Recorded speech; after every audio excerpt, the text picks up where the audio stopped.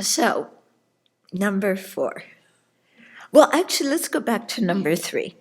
There's just a lot in the 3rd verse, isn't there? In all actions, I will examine my mind, and the moment a disturbing attitude arises, endangering myself and others, I will firmly confront and avert it. There's really a lot in there. And so, when it says I will immediately confront and avert it, what it reminds me of is in Shantideva's book, when he says that killing external enemies making external enemies suffer is really useless because they're going to die anyway, So what's the use of killing living beings who, since they're born are on the path to death? That's useless. So retaliation, harming others, just doesn't make any sense. And then he says, besides, those living beings cannot send us to the lower realms. Yeah, the worst they could ever do is kill us. Yeah, we've died many times before. Yeah, we need to remember that, because we tend to be a little bit nervous about death. And, and there's good reason to be nervous about death because we don't know what our future life is going to be. But to remember also that separating from the body and the ego identity we've done many times before. So it's not going to be something new in samsara. It's something old, painful as it is. Anyway, other living beings, the worst they can do is take our life. They can never send us to the lower realm.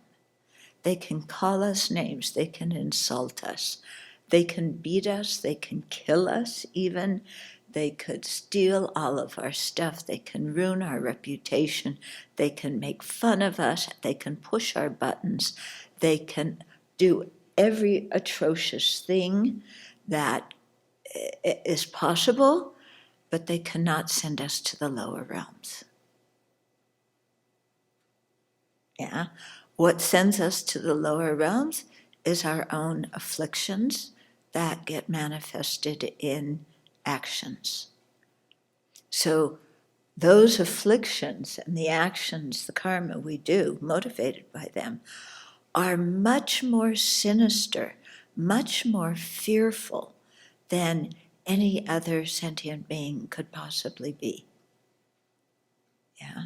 Sentient beings can threaten us with who knows what, but they can't make us suffer in the same way that our afflictions and polluted karma make us suffer. So that's something very important to remember, that the thing to be afraid of is not other living beings. The thing to be most afraid of is our afflictions and the destructive karma that we create, that we neglect to purify. Yeah, much more sinister, than any living being could possibly be. And so for that reason, that's why it says, I will firmly confront and avert it. Surely if we had an external enemy, we would do something right away to stop the harm.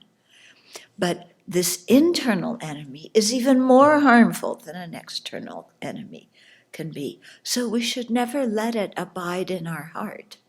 We should never make our afflictions comfortable, offering them a sofa and some chai and, some biscuits and please sit down, make yourself comfortable, ruin my life as much as you want. Yeah, but we should notice these things when they come in and identify them for the demons that they are. There's no external demon. Yeah, the Mara, the real Mara, is the afflictions that abide within us. That we just don't even notice, or even we notice, we say, it's no big deal.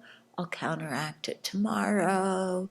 Right now, my feelings are hurt, and I want to indulge a little bit. Yeah, right. I want to indulge in all my negative feelings. That's really going to make me happy. So, identifying these and then firmly confronting and averting them. Yeah. And meanwhile, for other living beings, if they harm us, they are only the cooperative cause for any harm we receive. The real harm has come from our destructive actions and the seeds of those negative karmas on our mind. Because if we didn't have those seeds of karma on our mind stream, nobody else could hurt us. Yeah. So again, instead of being fearful of other living beings, we need to fear the destructive karma on our own mind stream that we haven't purified. Yeah. Because as long as we have that, then we're open to harm. When we purify that karma, then even somebody wants to harm us, they can't.